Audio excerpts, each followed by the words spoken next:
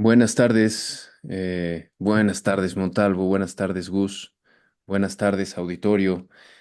Disculpen, en esta ocasión tengo problemas con mi cámara, así es que estaré con ustedes con la cámara apagada.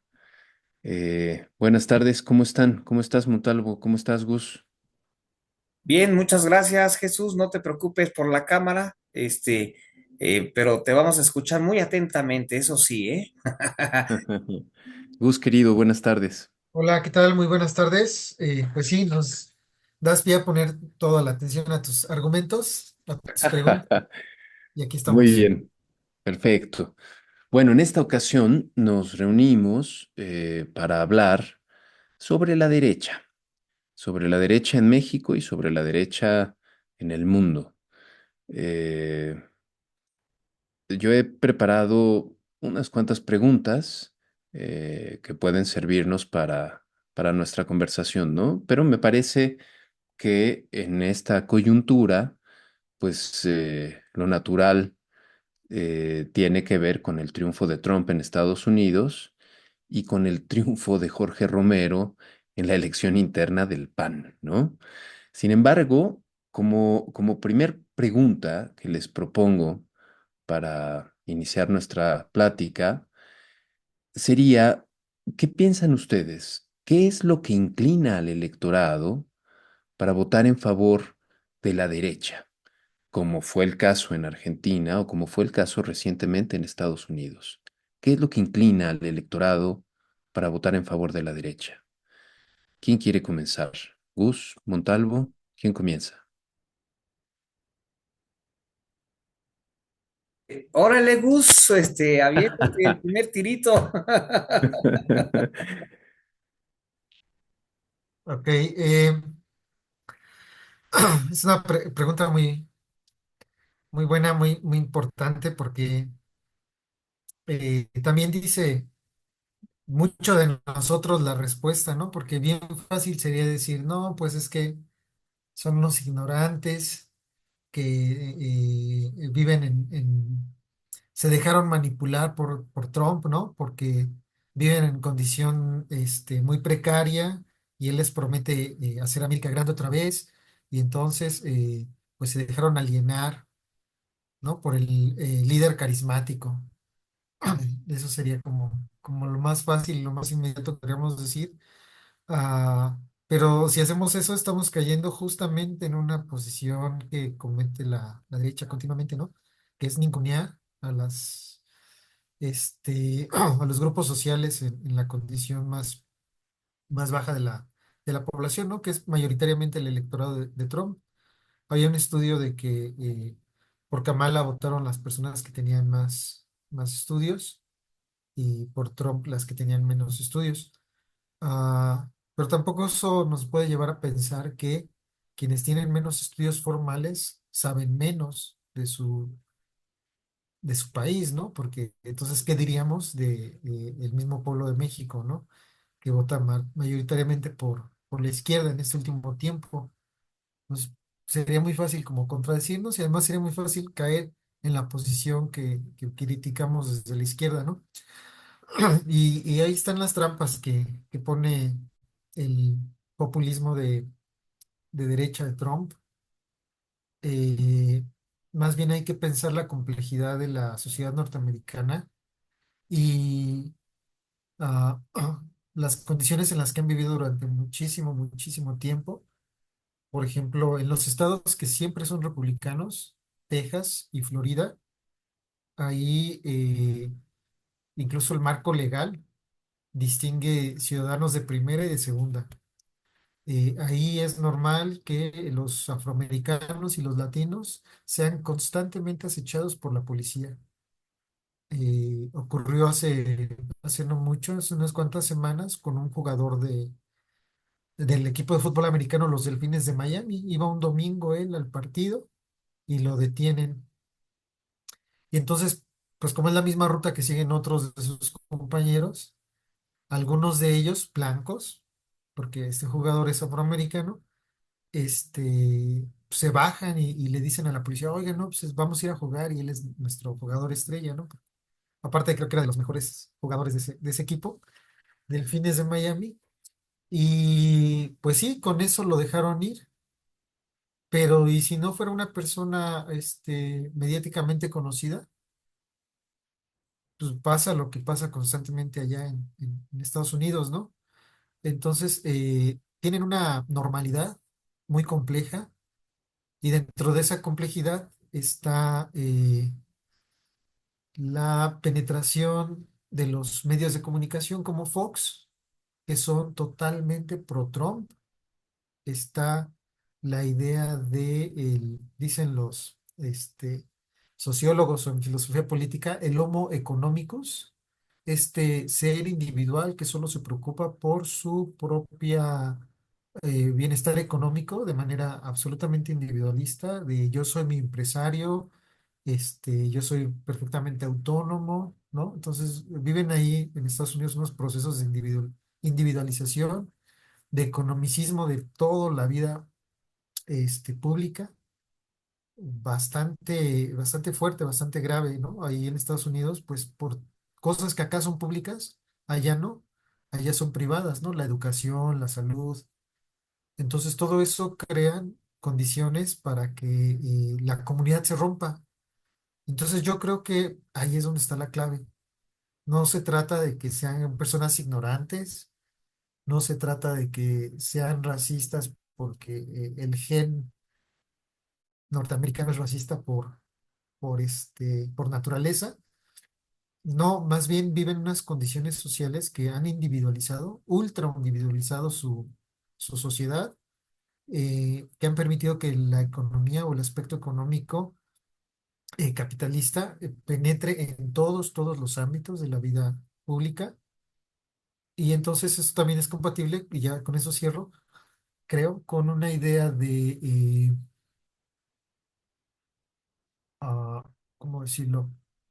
Facilidad para que los líderes carismáticos operen, ¿no? Este senador Rubio y otros personajes ahí de Texas y de Florida adoptan actitudes como la de Trump y eso les reditúa simpatía del electorado, ¿no? Como diciendo, miren con mi actitud y con mi carisma particular y con mi arrogancia, así es como tenemos que ser los americanos, ¿no? Y pues parece que funciona eso, y eso es congruente también con el aparentar ser exitoso, por ejemplo, ¿no? Y eso es lo que hace Trump. Se presenta como un empresario exitoso y eso ya le da entrada a la mentalidad de muchísima gente, creo. Bien, Gus, muchas gracias. Déjame abundar un poco más en tu reflexión. Y eso, es decir, eso, si te estoy entendiendo correctamente, explica por qué el electorado, específicamente el estadounidense, eh, se inclina a favor de la derecha, ¿no? A eso además habría que decir que, bueno, entre demócratas y republicanos, pues no es exactamente como que haya un partido de izquierda, ¿no? Pero sí se explicaría en buena medida por esto que señalas. Y sin embargo, nos quedaría todavía la duda de qué fue lo que pasó en Argentina, por ejemplo, ¿no? A menos que asumiéramos que la sociedad argentina tiene características semejantes a la estadounidense, lo cual no estoy seguro que podamos hacer tan fácilmente, ¿no? Ok, con eso tenemos para empezar la reflexión. Montalvo, ¿tú qué piensas? En el caso argentino, pues vienen de una tremenda decepción porque los gobiernos anteriores no pudieron dar respuesta a las grandes problemáticas sociales. Además, en el caso argentino, pues se evidenciaron muchos casos de corrupción de un gobierno progresista que se autodenominaba progresista de izquierda y la corrupción con la que constantemente era evidenciado ese gobierno, pues generó mucha decepción en grandes sectores de la población argentina. Y esa puede ser una de las muchas posibles causas por las cuales el electorado argentino prefirió votar por Milei, por la decepción y por la corrupción. de los gobiernos anteriores. El caso estadounidense, sin duda, es muy complejo. Yo me imagino que la sociedad estadounidense es una de las sociedades más complejas que hay en el mundo contemporáneo. Es muy heterogénea, eh, porque no es igual el comportamiento ni la moral, incluso hasta las leyes son diferentes entre los estados del norte, los estados del sur y los de las costas. Hay algunas diferencias en el este con respecto a la costa oeste, y la parte montañosa en el centro, en fin, y hay distintos comportamientos, distintas morales, también hay distintos grupos de distintos orígenes étnicos, que llegaron desde distintas partes del mundo, y tenemos una sociedad súper heterogénea. Decía Leopoldo Sea que la sociedad estadounidense es un auténtico crisol de culturas. Y ciertamente es muy compleja la conformación social en términos culturales en Estados Unidos de Norteamérica. ¿Y por qué votaron por la derecha? ¿Por qué votaron por un ultraderechista, mejor dicho, verdad? Porque no es fácil diferenciar a los partidos, ahí solamente hay un bipartidismo, ¿no? El republicano y el demócrata, y no es fácil decir, pues tiene más características de la derecha que este otro, aunque sí habrá algunas peculiaridades que los distingan. Eh, un poco oscuras para nosotros, pero sí hay algunas diferencias que los pueden caracterizar. Este, pero no es tan claro que uno pueda identificarse como de derecha y el otro como de izquierda, por supuesto que no.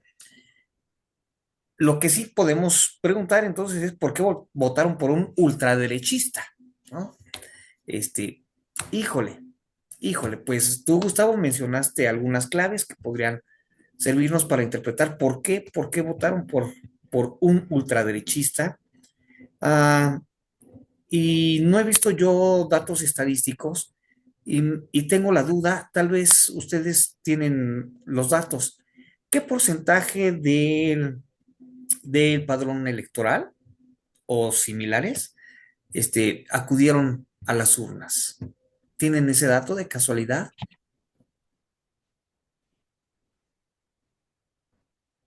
Sería Mm, interesante, porque históricamente en Estados Unidos el porcentaje de votación ha ido cada vez de más a menos. Entonces, tengo esa curiosidad, tengo que checar ese dato para saber si hubo más decremento de población, que votara.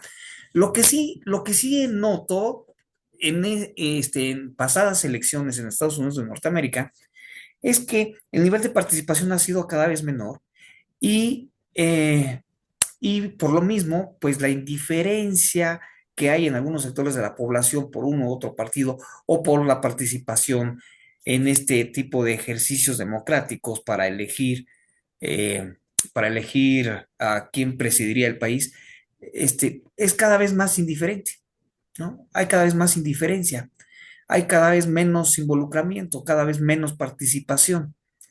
Y esto es interesante, porque quienes están acudiendo a las urnas en elecciones pasadas, no me puedo referir a esta porque no he revisado los datos, pero en otras elecciones pasadas, ha ido en incremento la indiferencia de grandes sectores de la sociedad. Y lo que algunos comentaristas han dicho es que este sistema democrático para elegir presidencias o primeros ministros o sus equivalentes en distintas partes del mundo, pues cada vez va de más a menos, cada vez hay más indiferencia, cada vez hay menos participación ciudadana. Y esto es bien curioso. En Europa, en el centro de Europa, particularmente en el centro de Europa, ocurre lo mismo, ¿no? Con algunos detalles, ¿no? Ya encontré Pero el dato de Norteamérica. En 2020, hace 4 años, votaron 155 millones que eso es un 66% del electorado, con datos de CNN. Y este 2024 votaron poco más de 145 millones de personas, bajó un 62% del electorado. Es En un temas descenso, porcentuales son 10%, sí, es un descenso o significativo. 10. Y habremos de estar bien atentos a las estadísticas que van a estar saliendo, por los diversos estudios que se están realizando, para ver detalles de quiénes votaron por este ultraderechista. No solamente en qué estados, sino con qué características étnicas o culturales, económicas, por edad, por género, etcétera. Presumiblemente, habrá que verificar los datos, presumiblemente más hombres votaron por Trump en esta ocasión que mujeres. Y por obvias razones, ¿verdad? Porque algunas expresiones de Trump son claramente misóginas. Este, bueno, pues es curioso, es paradójico porque en muchos estados de la Unión Americana hay muchos instrumentos de participación democrática. Es decir, la ciudadanía participa constantemente en la elección, en algunos estados, de sus jueces, por ejemplo, eh, o participan en los juzgados, o tienen distintas formas de participación con incidencia política y también económica, dependiendo de las reglas, de las leyes que hay en cada estado. Entonces, en algunas partes hay mucha participación política, hay mucha participación ciudadana. Y en ese sentido, creo que sí, Estados Unidos de Norteamérica es un ejemplo para el mundo, de posible participación ciudadana en algunos casos, en algunos casos. Tampoco le quiero echar muchas flores, porque por otra parte, pese al federalismo y pese a la cierta autonomía que hay en los estados de la Unión Americana, al mismo tiempo hay un centralismo de carácter económico que rige toda la nación. Y también hay una especie de régimen, por decirlo de alguna manera, que se basa en favorecer a cierta oligarquía. Por ejemplo, por ejemplo, a fabricantes de armas y que tiene un impacto a nivel nacional. Así que sí hay cierto centralismo, pero especialmente en el sector económico. Déjenme contarles una pequeña anécdota, así muy breve. En una ocasión pude pasar a McAllen, Texas, en la zona donde es posible pasar sin tener visa, en la zona comercial que está en la frontera, este, eh, y, y quienes atienden en esos lugares, pues son mexicanos, y y la presencia de gente mexicana y de otros países latinoamericanos, pues es muy clara en toda la Unión Americana, desde una costa hasta la otra y desde el sur hasta el norte. Hay mucha presencia de mexicanos y de latinoamericanos en lo general. Y de hecho se puede hablar español en casi cualquier estado de la Unión Americana. En la mayor parte de las ciudades grandes de Estados Unidos podemos hablar tranquilamente el español y nos podemos comunicar perfectamente bien porque muchos hablan español, porque son de origen mexicano o latinoamericano. Este, pero eso sí, en McAllen, por ejemplo, ahí en la zona comercial de McAllen, ahí en la frontera con Reynosa, Tamaulipas, este,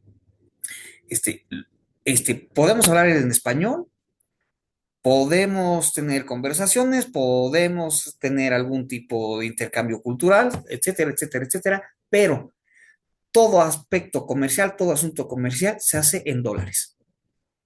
Ahí sí, ni por error te aceptan moneda mexicana, ni por error. Ahí sí es estrictamente con moneda norteamericana, con dólares. Y esto es en prácticamente todo el país, si acaso un poco menos en el norte, en donde sí se puede comerciar con el dólar canadiense. Este, pero este tipo de régimen económico sí parece ser unánime en gran parte del territorio estadounidense. Pero me he desviado y trataré de regresar a la pregunta. ¿Por qué votaron por un ultraderechista? Híjole, pues para empezar, votaron menos, ya nos diste el dato, 10% menos que en la elección pasada, Gustavo, de acuerdo con el dato que acabas de... No, perdón, me equivoqué, el 10 era 10 millones de personas menos y Ah, eso es un 4%. 4% menos, que en Sí. este caso representa 10 millones de personas. Ujú. ¡Ay! Es un 4% bien significativo, ¿eh? Por supuesto que él es, bueno, es muy grande la población estadounidense, pero 10 millones, ni más ni menos, ¿eh? ¿Por qué votaron por un ultraderechista? Híjole, pues en parte, como pasó en Argentina, también el gobierno de Biden, pues pudo ser decepcionante para mucha gente. Eh, eh, el involucramiento de la Casa Blanca en Ucrania y en Israel, apoyando a Israel o apoyando a Ucrania, en esos dos casos, pues para mucha gente es decepcionante. A mucha gente eso le puede causar molestia. También el hecho de preferir votar por un misógino o por una mujer, híjole, creo que ganó la preferencia para votar por el misógino antes que por una mujer. No sé si, si, si fui claro con mi sarcasmo. Es decir, podrán reprochar un discurso misógino, pero de ninguna manera votarían por una mujer. Ajá, ¿no? En fin, son muchísimos factores. Difícil tener una respuesta clara. Y en el caso mexicano, ¿por qué hay gente que vota por la derecha? Esa es, déjenme traerlo un poquito acá. Este, ¿Será por algunos valores que representa la derecha? ¿Será por algunos compromisos o por algún tipo de identidad? ¿Hay acaso algún aspecto identitario con estos personajes ultraderechistas como Trump o por, en el caso mexicano, por los partidos de derecha? Yo creo que sí, también hay un sentido identitario. Entonces, como otro de los aspectos a tomarse en consideración. Me he alargado mucho y yo creo que mejor le vamos aunando poco a poquito. Muchas gracias, Montalvo. Eh, sí, bueno, pues sin duda son muchos elementos a tener en cuenta. Mm, quiero plantearles como una segunda pregunta, bueno, pero antes me gustaría comentar un poco lo que ustedes han señalado. Fíjense, es interesante. Yo tengo otros datos. Según el portal de Statista, en relación a lo que señalabas, Montalvo, ¿no? Y que refería a Gus. En Statista dice participación en las elecciones presidenciales de Estados Unidos desde 1908 hasta 1900 hasta 2024. Y según esta página, las elecciones del 2020, en las elecciones del 2020 participó el 66%. En las del 2016, esto en Estados Unidos. En el 2016 participó el 59%, en el 2020 subió al 66% y en el 2024 fue el 65%. Entonces es una disminución solo de un 1%, ¿no? Ahora, creo que esto que decía Montalvo es interesante, elementos de carácter identitario. Fíjense, el hecho de que Trump haya ganado, bueno, ganó en el 16 y también en el 2024, pero su triunfo ahora creo que es distinto por ciertos elementos que me parece que hay que tener en cuenta, especialmente por lo que será la relación con México. Ahora ha ocurrido, a Trump le ocurrió ahora algo parecido a lo que le ha ocurrido a Claudia, pero en el espectro político inverso, ¿no? Tendrá mayoría en el Congreso, Trump, y tiene a la Suprema Corte de Estados Unidos, y tiene a los medios. Válgame Dios, qué combinación tan espantosa, ¿no?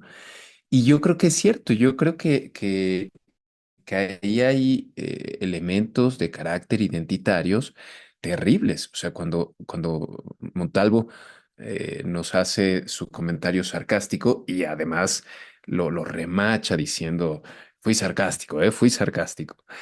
Es tremendo porque es espantoso, ¿no? O sea, así como, así planteada la disyuntiva, ¿no? Pues claro que el voto tendría que ser por una mujer, ¿no? Pero en una de esas, si no, no solo no es para la mujer, sino es para aquel que tiene actitudes misóginas con la mujer, ¿no? Entonces, bueno, no sé, con estos elementos que añado a nuestra charla, no sé, espero estar equivocado, pero creo que habría condiciones para que este segundo mandato de Donald Trump fuera más conservador que el primero, ¿no? Pero no quiero avanzar por ahí, solo quería hacer ese comentario.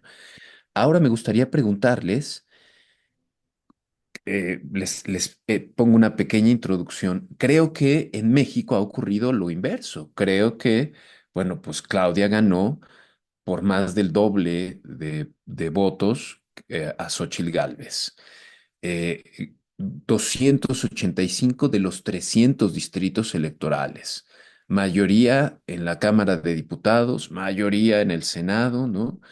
Con un respaldo popular gigantesco, abrumador, con, no sé, son más de 20 estados, son que 23 entidades federativas gobernadas por Morena, ¿no? En muchísimos casos con sus gobiernos locales.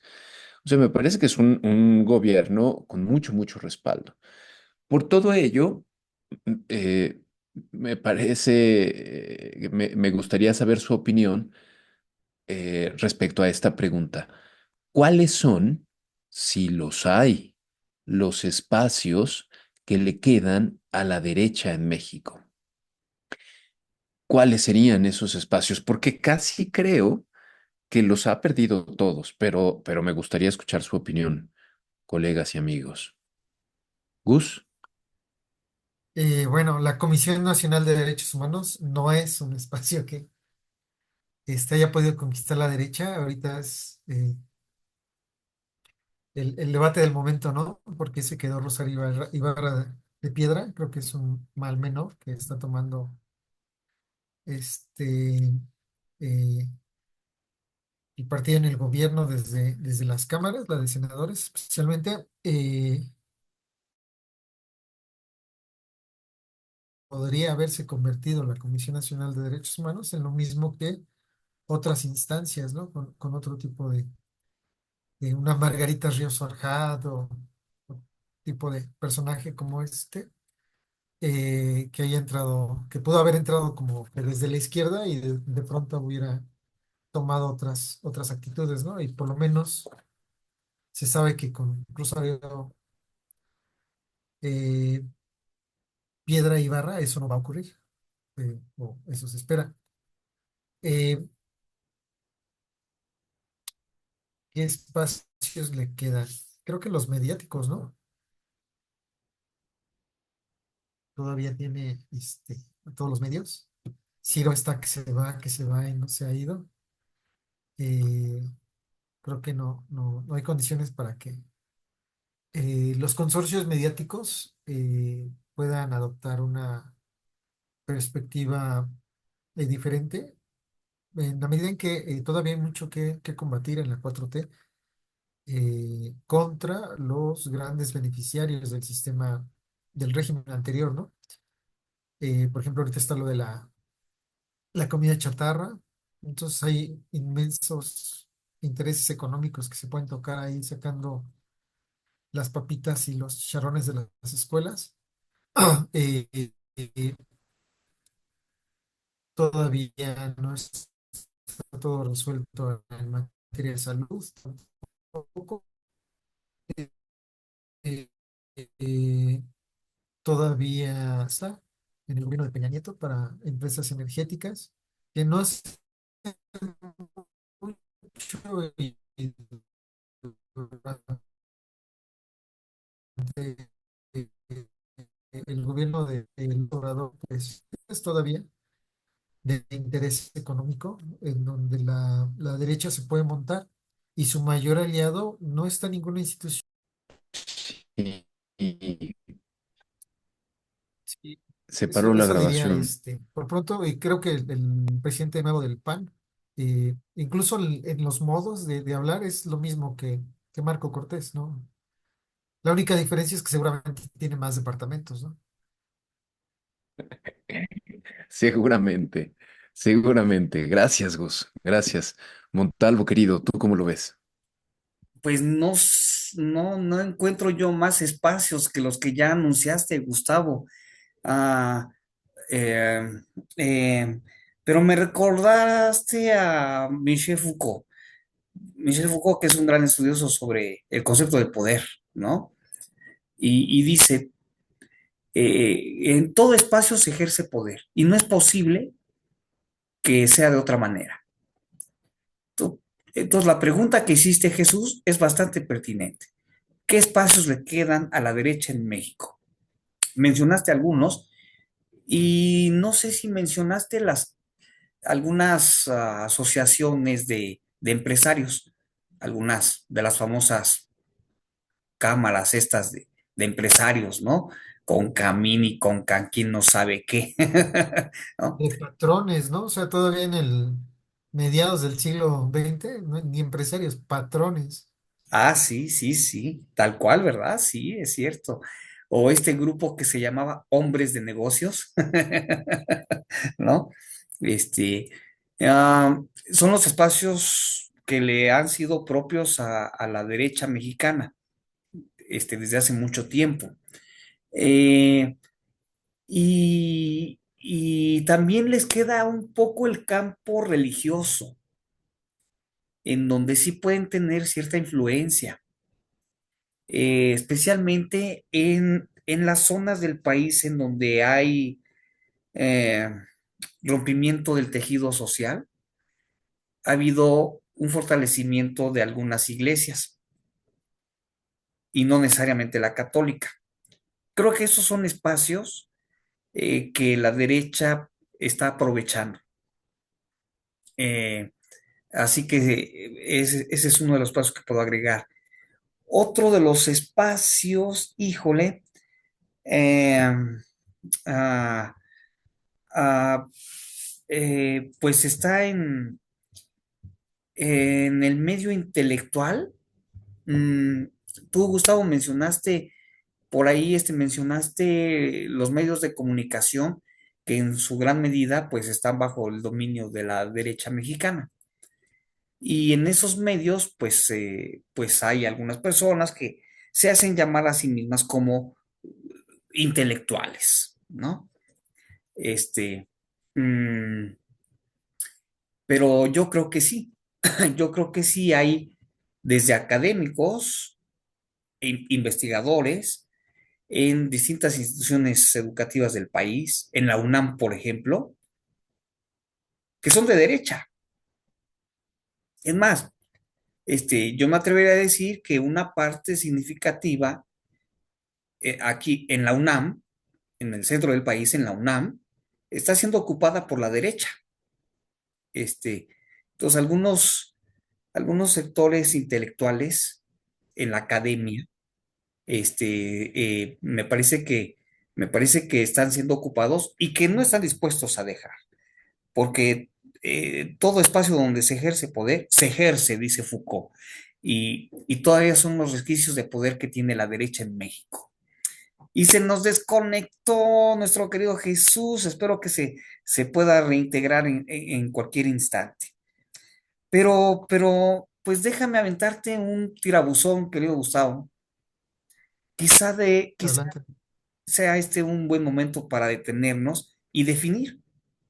¿Cómo defines tú, cómo caracterizas tú a la derecha en México y en el contexto internacional? Ahí está el tirabuzón, Gustavo. Sí, buena pregunta. Y a todo esto, ¿qué es esa derecha de la que hemos venido hablando, ¿no? Porque ni siquiera la hemos definido y damos por hecho que ciertos actores ya son ya son de derecha. Viéndolo desde el punto de vista de la historia de México, creo que la derecha tiene que ver con el conservadurismo. Y cómo ha sido el conservadurismo en México? ¿Qué ha sido eso? Primero fueron quienes hubieran sido criollos o peninsulares, que se quedaron en México, fueron quienes se resistieron a la lucha insurgente. Luego fueron quienes, una vez que se consumó la independencia, abrazaron inmediatamente el proyecto imperialista de Iturbide, ¿no? Y muchos de ellos todavía, cuando fracasó y se instauró la República, la Primera República, eh, fueron quienes querían un gobierno central, ¿no? Como Lucas Alamán, entre los personajes intelectuales, es el más notable de todos ellos. Un gobierno centralista fuerte,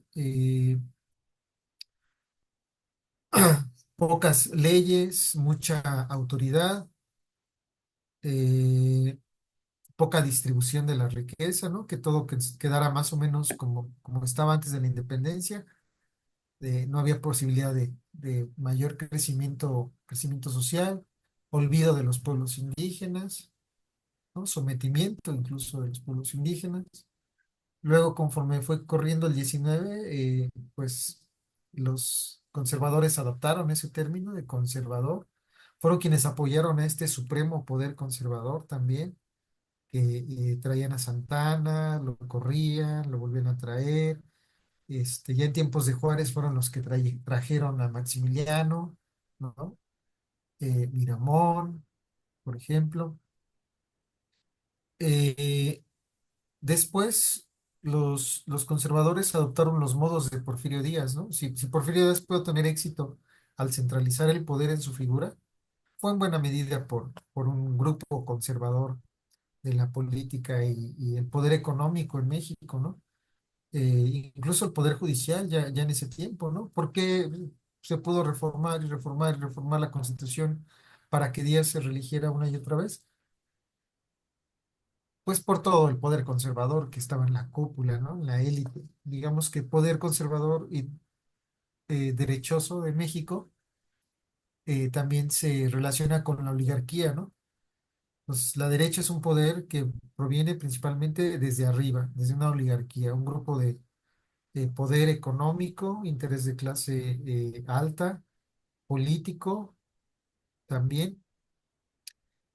Fueron quienes se resistieron a la revolución, quienes apoyaron inmediatamente a Victoriano Huerta cuando asesinó a Madero. Fueron quienes llenaron las páginas de los medios en insultos a Madero, quienes sembraron la discordia entre Villa, Zapata, Madero, eh, incluso contra Mujica ya en ese periodo. Eh, Fueron quienes apoyaron todo el periodo eh, del maximato de Calles, ¿no? Y ayudaron a consolidar una élite gobernante donde ahí sí todo cambió para seguir igual e instauraron este proceso de la dictadura perfecta, ¿no? Entonces, históricamente eso ha sido la derecha. Tomó forma de manera muy particular en el gobierno de Lázaro Cárdenas. El PAN se fundó en 1939. Ah, ¿por qué se pudo fundar el partido de derecha justamente en el último año del gobierno de izquierda, del primer gobierno de izquierda? ¿Por qué? ¿Qué características tendrá la izquierda que sus gobiernos permiten que la derecha eh, pues sea libre para formar sus partidos si así lo quieren, ¿no? Ahí nos llevaría a preguntarnos por qué no han formado un nuevo partido la nueva derecha, ¿no? Eso es la derecha, tiene unos principios políticos conservadores, la ley es la ley, hay que estar cerca de la religión, ¿no? Y eso creo que es en general, no solo de México. He señalado algunos rasgos de la derecha en México, pero más o menos puede haber lo mismo en las derechas latinoamericanas y la derecha norteamericana. Creo que también tiene que ver con una condición de conservar a la oligarquía que también le dio forma a ese país, más o menos, creo. Bien, muy ilustrativo lo que nos has mencionado, Gustavo. Jesús, pues lamentablemente te desconectaste un segundito y aproveché para lanzarle un tirabuzón a Gustavo. Le pregunté cómo definiría y cómo caracterizaría a la derecha y nos ha dado una respuesta bien, bien interesante. Así que, pues te paso el mismo tirabuzón, querido Jesús, para que ya, retomes las preguntas que también tienes planteadas, para esta sesión. Bueno, pues yo creo, alcancé a escuchar un poco la respuesta de Gus. Sí, me parece que déjame decirlo así, Montalvo, queridísimo, yo diría que lo esencial de la derecha tiene que ver con eso, tiene que ver con la defensa de las oligarquías, ¿no? Eh, diré mejor que esa es la característica que me parece fundamental. Es decir, con eso quiero decir que no importa en qué momento nos encontremos, en qué época, en qué tiempo nos encontremos, la derecha busca defender, promover, eh, potenciar los intereses de los grupos oligárquicos dentro de una comunidad política, ¿no? Y en cambio la izquierda, su sujeto histórico es el pueblo. Lo que hace la izquierda, en donde quiera que esté, es defender los intereses del pueblo, ¿no? Los derechos que no le han sido reconocidos, etcétera.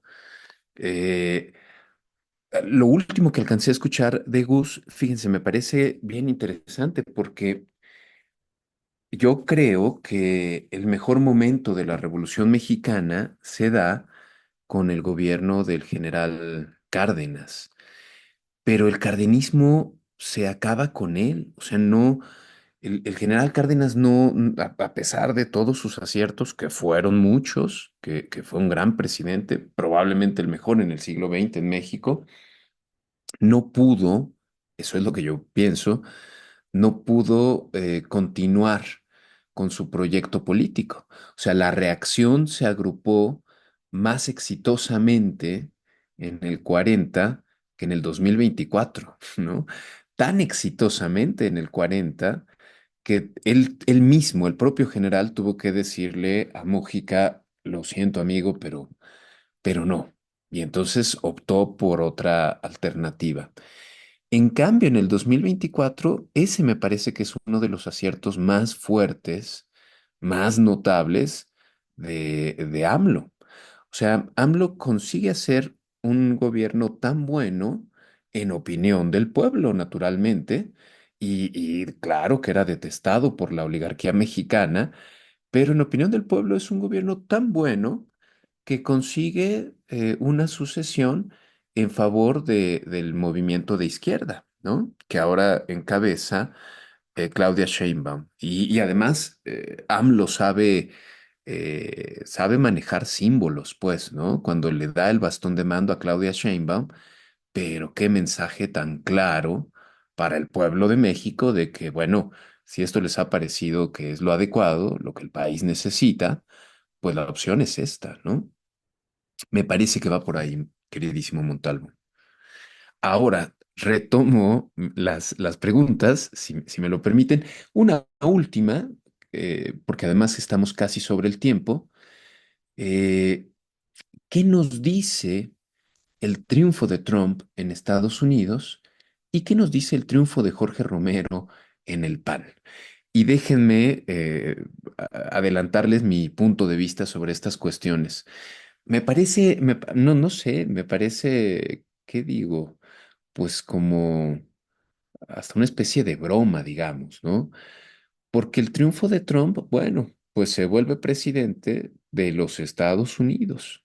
Repito, con mayoría en el Congreso estadounidense, con una Suprema Corte conservadora y incorporando a su equipo a gente pues claramente conservadora, claramente de derecha, claramente antimigrante, ¿no?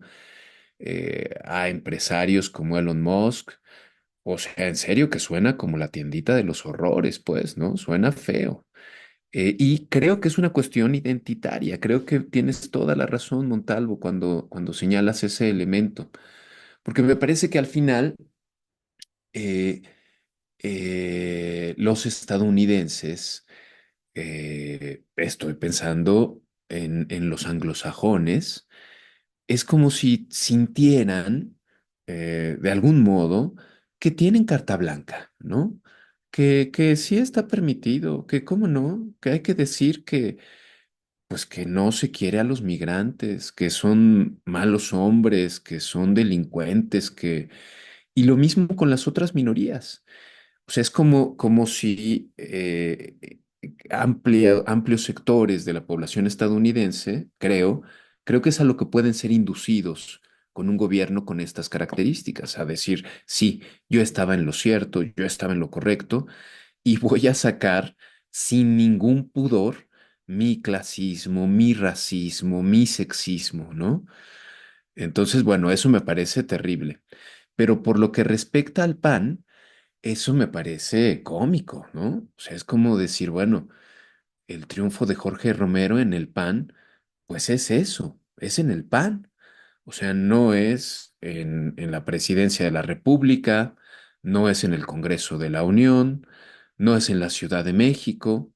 ¿El PAN conservó Benito Juárez? Sí, sí, conservó, lamentablemente conservó Benito Juárez, pero creo que el PAN y el PRI, creo que el PRIAN se están muriendo, ¿no? O sea, están en las últimas.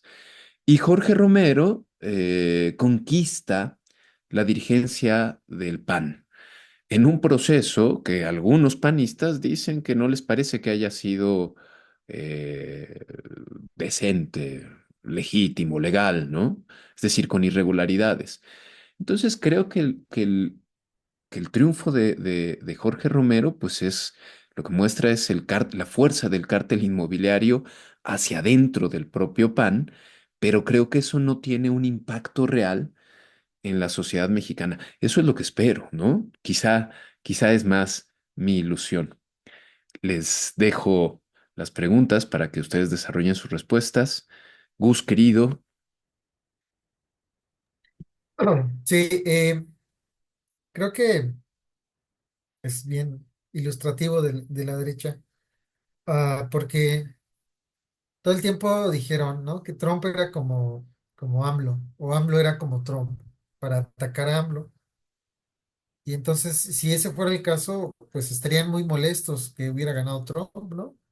Pero están felices de que ganó Trump, porque creen que se va a oponer al gobierno de Claudia, ¿no? Es un poco como apoyando la misoginia de Trump o alegrándose de la misoginia de Trump. Ojalá que Trump le hiciera una grosería a Claudia pública, ¿no? O sea, les encantaría ver eso. Pero eso retrata mucho de lo que esperan, ¿no? Están felices de que haya ganado Trump porque piensan que va a apoyar a Bukele, que va a apoyar a Milei, que va a apoyar a Dina Boluarte, al de Ecuador, que ahorita se me va su nombre. Eh, pero a todos los países donde ahorita hay derecha gobernando, pues están contentos de que make doctrina Monroe again, ¿no? Eh, y pues creo que en el caso mexicano, Trump se la va a llevar con mucho, mucho cuidado, porque es lo bueno de la gran fuerza popular que tiene Claudia. Eso sí va a representar un freno para que Trump directamente intente algo. Ahora, eso no quita que los grupos de mexicanos de derecha aquí y allá en Estados Unidos se queden de brazos cruzados, ¿no? Tienen ahorita la narrativa del narcoterrorismo y quieren hacer que los cárteles sean catalogados como terroristas en Estados Unidos. Y hay muchos senadores norteamericanos también como entusiasmados con esa idea. Ah, pero eso es proponer el intervencionismo, ¿no? Eh, en una de las últimas mañaneras le preguntaron a AMLO de esa declaración que hizo Marco Cortés en el Senado. Y Marco Cortés, digo, AMLO en lugar de señalar a Marco Cortés, dijo la pregunta, ¿de parte de quién? Este es fulano no está diciendo eso por su propia convicción, ¿no? Entonces, hay intereses norteamericanos a los que les conviene que la derecha no naufrague y van a intentar ayudarles, ¿no? Como ya lo hacen con el grupo de Claudio X. Eh, y por eso creo que están haciendo un caldo de cultivo en Querétaro y en Guanajuato, ¿no? Han pasado cosas terribles en ambos estados, que son gobernados por el PAN, pero que inmediatamente le echan la culpa al gobierno federal, ¿no? Como si todos esos delitos fueran de carácter federal o como si no estuvieran recibiendo apoyo cuando lo solicitan, ¿no? Entonces, creo que tienen su estrategia ya más o menos clara, más o menos marcada. No creo que les vaya a funcionar, cuento con que no les vaya a funcionar, pero van a hacer mucho, mucho, mucho ruido y probablemente haya un poco de apoyo muy, muy leve por parte del gobierno norteamericano, ¿no? Quizá no directamente de Trump, pero por lo menos de entrada sí de sus senadores. Por ahí lo analizo. Bien, Gus. Bien, muchas gracias. Montalvo.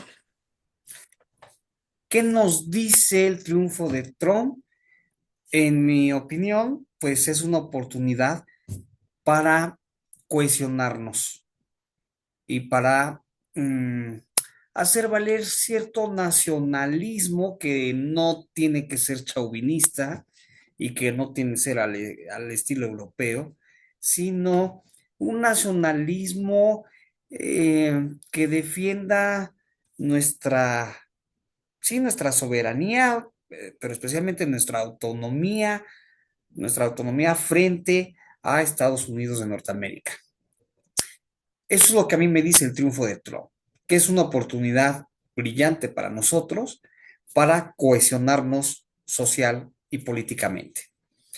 Y al mismo tiempo, el triunfo de Trump nos ayuda a poner en evidencia, por si hiciera falta, no más por si hiciera falta, poner en evidencia a estos conservaduruchos mexicanos, que así como trajeron una vez a Maximiliano, pues ahora no se cansarán de pedir algún tipo de intervencionismo por estadounidense, pero solo van a quedar en evidencia. Así que eso es lo que me dice el triunfo de Trump. Eh, ¿Qué es lo que me dice el triunfo de este personaje en el Partido de Acción Nacional, Romero? Líder llamado por algunos como líder del cártel inmobiliario. este, pues lo que me dice es que pues ya volvieron a perder, que no tienen para dónde moverse, que cada vez están como más dispuestos a perder más espacios, ¿no? Entonces lo que a mí me dice es que la derecha en México, este, tendrá que reconstruirse por otras vías, pero ya no necesariamente por ese partido, tampoco por el PRI. Eso es lo que me dice el triunfo de Romero aquí en la dirigencia del PAN a nivel nacional. Y eso es lo que me dice el triunfo de Trump. Este, eh, y bueno, me quedé pensando, déjenme regresar tantito, porque me quedé pensando, ¿por qué la gente en Estados Unidos, por qué los electores en Estados Unidos no votaron por una mujer que además es negra? Tú lo dijiste, Jesús, hay como cierto carácter identitario, preferible reconocerse en un hombre anglosajón, adinerado, millonario, poderoso, que en una mujer que es negra. Y aunque las mujeres no son ninguna minoría en términos poblacionales, sí lo son en términos de espacios que ocupan en el sector en el sector público o en el poder político en Estados Unidos de Norteamérica. Es decir, sí hay muchas menos mujeres que hombres en puestos representativos de carácter político a los más altos niveles. Entonces, en ese sentido, sí, sí son una minoría, pero poblacionalmente no, no lo son las mujeres, no son ninguna minoría. Las personas de piel negra, este, las personas de piel negra, afro norteamericanos o bien de distintas partes del mundo, que se han instalado en Estados Unidos de Norteamérica, también son una cantidad impresionante, es muchísima gente y esa no es ninguna minoría. Poblacionalmente no son, las personas de piel negra no son ninguna minoría. Este, sí lo son con respecto al total de la población estadounidense, que sí, el grupo más grande es anglosajón. Sí es cierto, en ese sentido sí lo es. Este, la gente de ellos le dicen piel canela, nos llaman de piel canela, ¿no? Este, la gente de piel canela, así como ellos dicen, la gente de piel canela es son millones de personas de piel canela en Estados Unidos. O sea, no es ninguna minoría, aunque con respecto a toda la población que hay en Estados Unidos, sí, claramente sí son una minoría. Este, eh, eh, y como que la gente prefiere identificarse no solamente los blancos anglosajones, sino incluso gente de piel canela o incluso gente de piel negra, pues algunos preferirán efecto de blanquitud, diría por ahí un Bolívar Echeverría, por efecto de blanquitud, es preferible identificarse con un hombre anglosajón, rico, poderoso, que con una mujer y además negra. Y en el caso mexicano, miren qué curioso. La cosa está tomando otro camino. Porque acá no tenemos ningún problema con identificarnos con una mujer. Miren, que es científica, clase mediera, aspiracionistas, ¿no? No tenemos ningún problema en identificarnos con una mujer que tiene esas características propias pues pues que cualquiera desearía, que cualquiera que no esté en esas condiciones desearía, ¿no? Este, pero no tenemos ningún problema con que se trate de una mujer que, que se identifica con la diversidad cultural que hay en México. No tenemos ningún problema con eso. Al menos la mayoría de quienes participamos en las elecciones para votar por ella, no tenemos ningún problema por eso. Sí, sí podemos tener cierta identidad con Claudia Sheinbaum, en la medida en la que ella se siente parte de una identidad propia de la diversidad cultural que hay en México. Y entonces, nosotros aquí en la ciudad podemos identificarnos con ella y no dudo que gente que vive en la montaña se pueda identificar con ella, que campesinos se puedan identificar con ella, etcétera, etcétera, etcétera. Este, pero sentir identidad con estos güeritos como, no sé, Tabuada que perdió aquí en la Ciudad de México, ¿no? Sentirnos identificados con un Tabuada que miren, es de caricatura, de caricatura. Para quienes no conozcan la imagen de Tabuada, es el típico dibujito monito español, flaquito, güerito, pelo relamido, blanco, ¿no? Nada más le falta el acento carajo, ¿no? Este, o sus anglicismos. De caricatura, es un dibujito de caricatura este personaje, y el Romero por ahí le va más o menos, se rodean de puros güeritos, y no es que me caigan mal los güeritos, pero la mayor parte de la población del país probablemente no nos sentimos identificados con esos güeritos, que no son cualesquiera, sino que es un grupo bien particular que presumiblemente han sido personas que han abusado de los espacios de poder que han ocupado. Y a poco con eso podemos sentirnos identificados la mayoría de la población mexicana, con un grupito de güeritos que son abusadores en muchos sentidos, que son gandallas. Yo aquí sí, me quedo con esta imagen que nos ofrecía AMLO, este, y que me gustaría mucho que rescatara en su discurso Claudia Sheinbaum, aunque Claudia lo hará a su manera, por supuesto. Este, pero el pueblo mexicano es un pueblo bueno.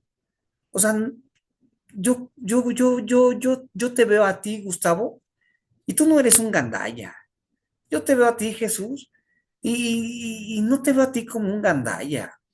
Veo a varios compañeros en la calle, en muchas partes, que no son gandallas. Claro que también en nuestro ambiente abundan algunos gandallas, pero la mayor parte de la gente no es gandalla. Y cuando vamos a otra ciudad, cuando vamos a uno de los llamados, no sé si bien llamados o mal llamados, pueblos mágicos, la gente, la gente es buena. O sea, los viejitos, nuestros viejitos son gente buena. La gente es buena. Tenemos muchas frustraciones, muchas decepciones, y pese a todo, la gente es buena. Y por eso yo creo que no nos sentimos identificados con este grupito de gandallas. Quisiéramos ser como ese grupito, pues no lo sé, no lo sé. No dudo que muchos sí prefieran identificarse con las características de este grupito de gandallas blancos, güeritos. Pero no creo que la mayor parte de la población estemos en disposición de querernos identificar con ese tipo de características. Caso contrario a los Estados Unidos de Norteamérica, en donde ahí, híjole, parece que pues basta con ver el comportamiento de los turistas estadounidenses que vienen a México. Se portan, muchos de ellos, me atrevería a decir que en mi experiencia, a quienes he visto que tienen un trato, híjole, de gandallas. No sé si lo son. Este, quizás estoy yo ya, debrayando mucho, pero me imagino que parte de la sociedad estadounidense prefiere identificarse con un gandalla que, que con una mujer negra, así como nosotros, pues preferimos identificarnos con una mujer científica que se reconoce en la pluralidad cultural que con un grupito de güeritos gandallas. Hasta ahí mi choro de la tarde, queridos amigos. Muy bien, Montalvo, muchas gracias. Bueno, yo creo que estamos en tiempo. Me parece que es conveniente que lo dejemos acá. ¿Algún comentario final, Gus? ¿Algún comentario final, Montalvo? ¿Alguna cosita para despedirnos? Bueno, yo quería comentar de que no he hecho mención sobre la cuestión de género. Ya para cerrar, eh, ciertamente no ha podido haber una mujer este, en cargos más importantes allá en Estados Unidos. Creo que lo más vicepresidenta, presidenta de la Cámara Baja, creo que en la Cámara Alta no. No, Nancy Pelosi era de la Cámara Baja. Eh, y ahorita no veo alguna especialmente fuerte, ¿no? Alexandra Ocasio-Cortez ya no creció demasiado. Eh, no sé si después vaya a crecer. Ojalá que sí, sí, recupera la ruta de la izquierda, porque también medio se derechizó. Ella y otros personajes del Partido Demócrata que como que estaban más hacia la izquierda hace 4 años. Ah, pero lo que sí es cierto, independientemente de ello, es que no hay condiciones para que sea una mujer de izquierda, ¿no? De hecho, ni hombre de izquierda, ¿no? Es verdad que el Partido Demócrata es una derecha de centro y el Partido Republicano o actualmente es una derecha más radical en el sentido más hacia el extremo, ¿no? A veces creo que se invierten un poco los papeles, pero realmente no ha habido en Estados Unidos un gobierno de izquierda. Hay quienes quieren poner en ese lugar a John F. Kennedy, no estoy seguro porque mantenía todos los conflictos habidos y por haber en ese momento. Eh, entonces, creo que el problema será o se podrá resolver que llegue una verdadera mujer allá hasta que pueda haber las condiciones. Bueno, verdadera mujer de izquierda, quiero decir, ¿no? Eh, o por lo menos un personaje de izquierda, aunque sea hombre. eh, Tendría que haber primero las condiciones para aquella izquierda, para que pueda ganar una mujer de izquierda allá, ¿no? Entonces creo que hay procesos en los cuales se están quedando atorados y no sé si decirlo así, pero quizá estamos presenciando la peor crisis del imperio, ¿no? Desde que se consolidó, creo que no habían tenido una crisis tan grande como estos últimos años y pues habrá consecuencias para México, pero no sé si la caída del imperio norteamericano sea una noticia como tan mala, no lo sé. Bien, Gus, bien, bueno, qué reflexión tan interesante. Eso amerita otro episodio de Filosofando Ando, ¿no? Sí, se ve complicado. Yo creo, yo coincido contigo. Me parece que son los años más oscuros de Estados Unidos desde que conquistó la hegemonía. Quizá, quizá un presidente de izquierda en Estados Unidos, Roosevelt, ¿no? Después del crack del 29, posiblemente, pero después no hay nada de eso. Y creo que esta tendencia, voy a llamarla así, hacia la derecha en Estados Unidos, o la ultraderecha, si lo prefieren, pues tiene que ver con la crisis del imperio, precisamente, ¿no? Es como una especie de pataleta, de berrinche, una cosa por el estilo. Bueno, todo un tema por ahí. Me parece, o sea, yo no confío ni en Trump ni en sus asesores, no tendría por qué hacerlo, pero sí confío mucho en Claudia, en ella como persona, en su habilidad, en su inteligencia, en su preparación y en el equipo de personas con las que trabaja, ¿no? Con las que se apoya. Entonces creo que Claudia hará lo mejor posible ante el gobierno más conservador de Trump, ¿no? En los términos que ya lo he planteado, pensando, suponiendo que este segundo mandato de Trump será más de derecha, más conservador que el anterior. Montalvo, queridísimo, ¿tú con qué cierras? ¿Con qué te despides? Dos, tres puntitos. Me quedé pensando en Barack Obama, quien implementó una serie de políticas que beneficiaban a la población en lo general, a la población estadounidense en lo general, para que tuviese mejor acceso a servicios de salud pública, por ejemplo.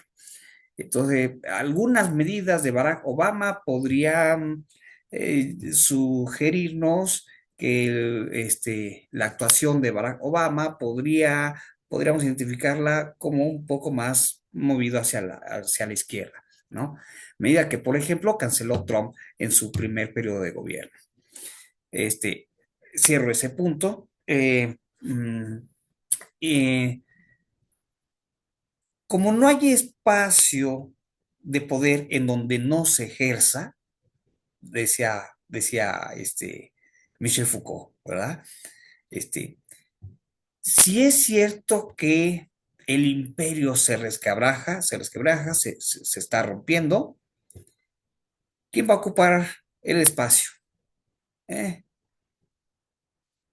Y entonces hago mi sugerencia, mi corrolarito, para que nuestro auditorio y nosotros mismos, por supuesto, leamos todo lo relacionado, todo lo posible con la Nao China, la vieja Nao China, que es simbólico, pero creo que es más que simbólico, puede ser ahora significativo para entender el contexto en el que muy presumiblemente el imperio se cae, ¿no? Y viene la Nao China.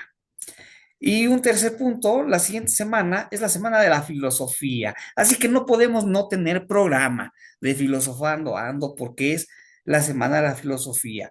La UNESCO declaró ya hace varios años el tercer jueves de noviembre como el Día Mundial de la Filosofía. Así que no podemos no tener programa de filosofando ando.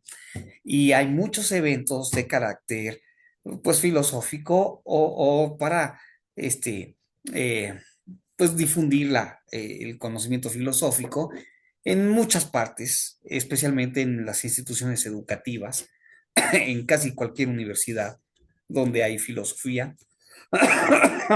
Si no me equivoco, CONAID, también va a conmemorar el Día de la Filosofía.